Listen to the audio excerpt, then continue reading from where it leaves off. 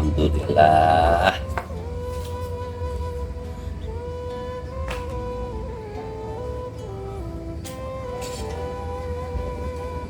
Bah, pangapunten, waktu saya ngaji di pondok bahwa ada keterangan ilmu tanpa guru setanlah sebagai gurunya. Benarkah itu? Itu keterangan dari Al-Quran, Al-Hadis, atau ijma Mas Agus? Insya Allah ijma apa? Mas Agus, kalau Al-Quran dan Al-Hadis, walaupun manusia dari zaman ke zaman itu berubah, dinamis, tetap relevan. Tapi kalau ijma atau hasil ijtihad kiai masih dipengaruhi keinginan, maka ketika pernyataan atau keterangan itu disampaikan pada situasi dan kondisi tidak tepat, bisa jadi tidak diterima. Apalagi masyarakat sekarang ini madzhabnya itu berbeda-beda. Oleh karena itu hanya orang yang berakalah yang bisa menerima pelajaran. Apalagi kiai itu kan bukan Nabi dan Rasul, Pak Agus. Nabi dan Rasul kan juga manusia, Abah. Iya Mas Riyadi, Nabi dan Rasul itu manusia, tapi tidak seperti manusia.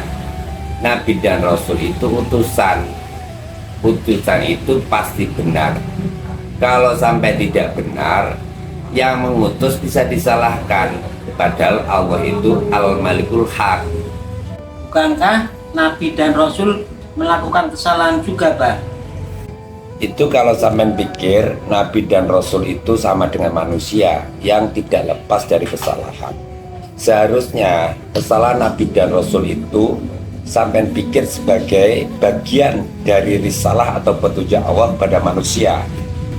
Beda Nabi dan Rasul itu Mas Riyadi. Kalau Nabi dan Rasul itu penyampai risalah, tapi kalau manusia penerima risalah. Apapun yang dilakukan manusia, entah itu kebaikan maupun keburukan, sesungguhnya bukan untuk orang lain, tapi untuk dirinya sendiri. Nggih, Bah, paham.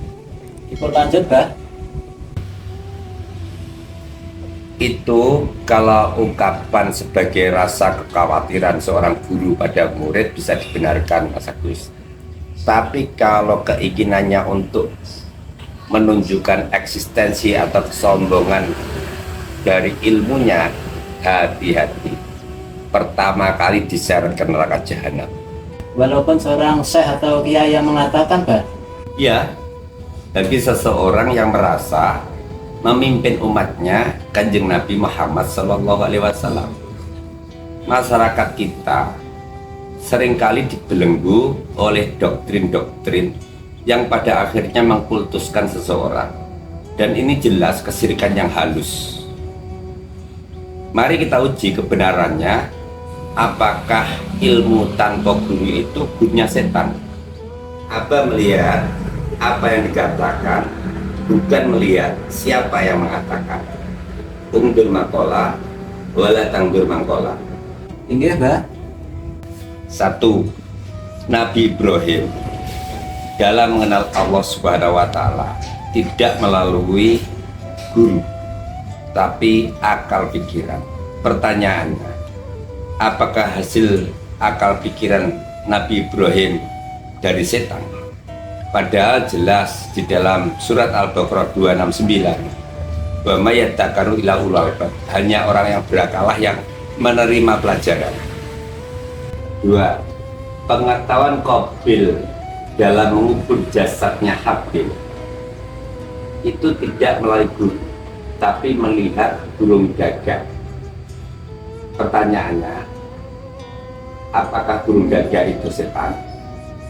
3. Ilmu dalam bahasa Arab adalah ilm, artinya tahu atau pengetahuan. Dari mana seseorang dapat pengetahuan? Diterangkan dalam surat Al-Alaq, wahyu pertama kali turun. Iqra bismi rabbikal ladzi khalaq.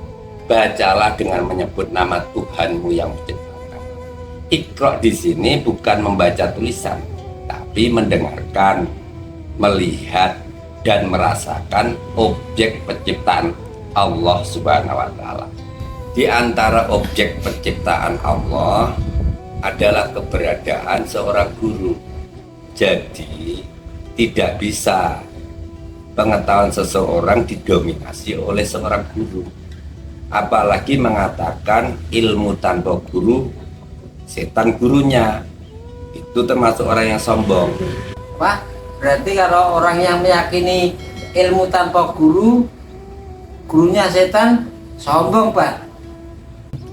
Ya kita berpikir positif saja Mas Riyadi, Mas Agus. Kalau itu ungkapan seorang guru yang khawatir terhadap muridnya supaya tidak sesat. Iya, Pak, matur suwun. Sallallahu ala Muhammad, sallallahu alaihi wasallam, sallallahu ala Muhammad, sallallahu alaihi wasallam,